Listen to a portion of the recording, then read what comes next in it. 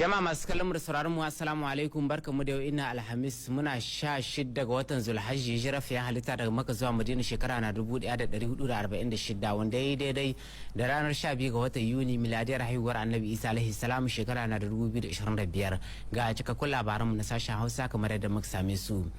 Musoma da labaran mu dangane da ajandar shugaban kasa inda ranar jiya laraba ne shugaban jamhuriya janar Abdulrahman Chani ya jagoranci zama na majalisar ministoci a fadarsa yayin wannan zaman muhimman kudurruka ne aka tabbatar na kawo ci gaba mai dorewa a cikin wannan kasa tare da sauraron sanarwowi daga bakin wasu daga cikin ministocin da suka halarci wannan zaman taron. Zulha Gambo na dauke da fasarar wannan zama a cikin wannan rahoto.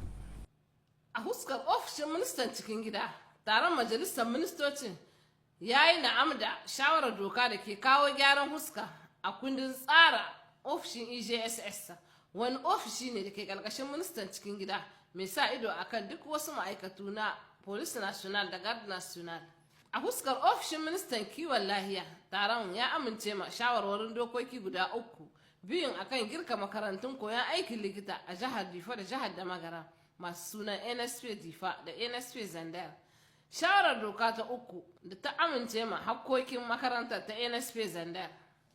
A huskar ofishin ministan sufuri taron ya yi na'am da shawarar dokar da ta tsaye da hanyoyin bi wajen gine-gine da gyaran hanyoyin jirgin ƙasa da kuma kudaden da za a kashe don ci gaba da ayyukan hanyar jirgin ƙasa.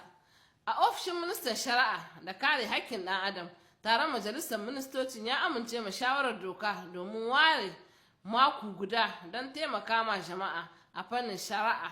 Alal misali za a wayar da kan jama'a akan hanyoyin kare haƙƙinsu gaban shari'a, sannan za a hudda ranakun baza koli akan harkokin shari'a da shirya wani zagaye na ƙwararrun lauyoyi domin taimaka ma masu buƙatar lauya a shari'ar da suke a kai.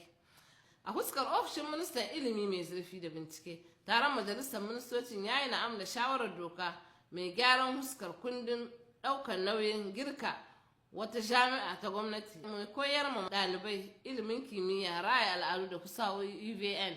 A huskar ofishin ministan sadarwa taron majalisar ministocin ya amince ma shawarar doka mai tsara ma'aikatar ministan sadarwa an hidda ma'aikatar ANSI daga ƙarƙashin ofishin ministan sadarwa daga yanzu ta koma a ƙarƙashin kula ta fadar shugaban ƙasa. Daga nan sai aka saurari sanarwa ta farko daga ministan albarkatun noma da kiwo akan yadda damana bana ta soma, sai kuma sanarwar ba da kwangilolin gwamnati. An saurari sanarwa guda uku daga babban daraktan fadar shugaban ƙasa akan kwangilolin saka yanar gizo a cikin makarantu da gidajen likita. Karo na farko za a soma da makarantu 8 na koyon aikin malaman makaranta Ecole Normal da lise 22 da kuma CAG 268. A karo na biyu zai shahi gidajen likita 339.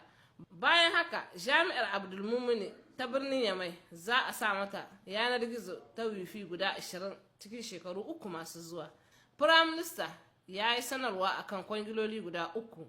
Guda biyu na farko sun shahi ayyukan tattalin ruwan ƙasa na gulaben talwa a jihar Agadez da na Sirba da kuma Dargwal na jihar Talabiri. Sannan sanarwa ta uku ta shahi sayan kayayyakin aikin jami'an tsaro na kwana-kwana. Bayan haka ne aka saurari ministan kiwon lahiya da wasu sanarwoyi guda 3. Ta farko akan tsarin buɗa ma 'yan mata da kuma mata hanyoyin cin gashin kansu da kansu a jihohin Maraɗi da Zandar. Sanarwa ta biyu da ta uku sun shahi gina asibitoci guda 5 a jihohin Maraɗi da Zandar da kuma faɗaɗa ɗakunan shan magani guda 35 a jihohin Maraɗi da Zandar domin ba su matsayin gidajen likita cikakku. Daga nan sai sanarwar ministan gine-gine ɗauke da sanarwoyi guda 9. Sanarwa ta farko da ta biyu sun shahi gina gadodi akan hanyar Yamai zuwa Talabiri. Sanarwa ta uku ta shahi gina wasu hanyoyi akan hanyar huta Yamai zuwa Talabiri. Sanarwa ta 4, 5 da ta 6 da ta 7 sun shahi gina hanyoyin karkara na jangargari a nan Yamai, Tawa da kuma Zandar, inda za a gina hanya mai tashi daga Bune zuwa Gamdu, sannan daga Gamdu zuwa iyakan ƙasar Najeriya, da kuma kwangilar gyaran hanyar Tigirwit a jihar Agadez sannan ministan muhalli ruwa da kuma tsafta shi ma ya yi sanarwar kwangiloli guda 4. Ta farko akan gina matatan ruwa a Kare Goro domin wadatar da al'ummar babban birnin Yamai da ruwan sha. Ta biyu ita ma akan haƙa manyan tiyo na ruwa a Rutfilinge. Ta uku akan gina matattarar ruwa da shato a unguwar Rutfilinge da kuma unguwar Yaware. Ta 4 akan kwangilar sa ido da bibiyar ayyukan gina matatan ruwa ta 3 a nan Yamai a Kare Goro. Sannan aka saurari sanarwar ministan noma da kiwo akan kwangilar sayan ton 1,500 na irin hatsi saboda manoman Difa, Doso, Maradi, Tawa, Tilaberi, Zandar da kuma Yamai. Sai kuma aka saurari sanarwar ministan ilimi mai zurfi akan kwangilar gina ɗakunan karatu guda 2 masu ɗaukan ɗalibai 250 kowannensu a jami'ar Doso da Maradi.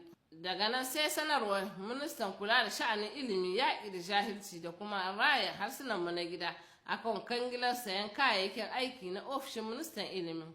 Sai kuma sanarwar ministan makamashi akan kwangilar saka wutar lantarki da ke aiki da zafin rana a karkarar Doso, Tawa da kuma Zandar. A ƙarshe an saurari sanarwar minista da aka wakilta don kula da kasafin kuɗi a ofishin ministan kuɗi da tattalin arziki akan kwangilar sayan kayayyakin aiki na shirya ƙidaya al'umma karo na 5. Da waɗannan sanarwoyin taron majalisar ministocin na jiya ya kawo ƙarshe.